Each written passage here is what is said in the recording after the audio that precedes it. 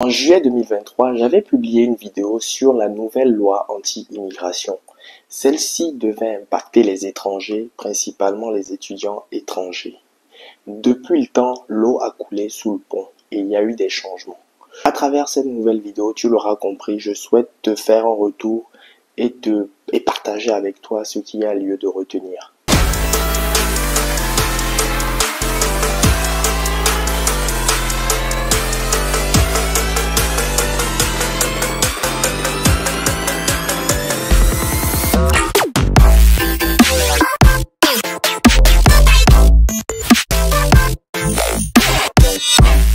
La nouvelle loi anti-immigration 2024 avait pour but de mettre en place des mesures correctives permettant à l'État de mieux contrôler les flux migratoires et de pouvoir assurer l'intégration. De nombreuses mesures ont été prises dans cette nouvelle loi qui devaient impacter valablement et significativement le projet de mobilité des étudiants étrangers. Il se fait que depuis janvier 2024 dernier, et je m'en excuse parce que ça fait déjà plus de 10 mois, le Conseil constitutionnel a retoqué certaines mesures, on va dire toutes les mesures liées aux étudiants internationaux, en justifiant sa position par le simple fait que ces mesures étaient anticonstitutionnelles.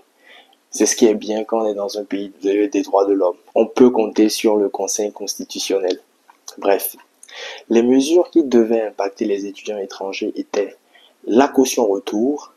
Cette caution devait être fixée par l'État pour ensuite être récupérée auprès de l'étudiant ou de ses parents pour servir de caution retour à l'étudiant. C'est-à-dire qu'on prendra l'argent si l'étudiant n'avait pas l'argent pour entrer chez lui à la fin de ses études. La caution servirait justement à le rapatrier dans son pays.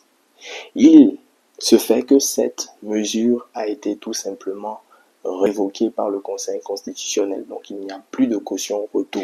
La deuxième mesure concernait la majoration des frais de scolarité. Pour rappel, les frais de scolarité en licence sont autour de 2300 et quelques, les masters 1800 et quelques et le doctorat 398 €. Ces frais de scolarité sont maintenus même pour les étudiants étrangers. Parce qu'à la base, la nouvelle loi sur l'immigration prévoyait que les frais de scolarité allaient être doublés ou triplés ou voire tout simplement augmentés pour les étudiants étrangers. Le Conseil constitutionnel a révoqué et je pense que c'est pour une histoire d'égalité, d'équité dans la formation. Donc, pas de majoration pour les frais de scolarité. La troisième mesure qui a été refusée, qui a été révoquée par le Conseil constitutionnel, est liée à l'obligation chaque année pour les étudiants étrangers de devoir justifier du caractère sérieux et réel de leurs études. Pour ma part, cette obligation existait déjà. Donc j'estime qu'il n'y a rien de nouveau sous le soleil dans la mesure où chaque année, quand tu souhaites renouveler ton titre de séjour, la préfecture exige tes bulletins de notes ou le certificat de validité ou de succès. Donc, ces éléments démontrent déjà d'un certain sérieux dans tes études. Cela permet à l'administration de voir quelles sont tes notes, est-ce que tu as vraiment suivi les cours, est-ce que tu as participé au partiel, est-ce que tu as validé l'année en cours.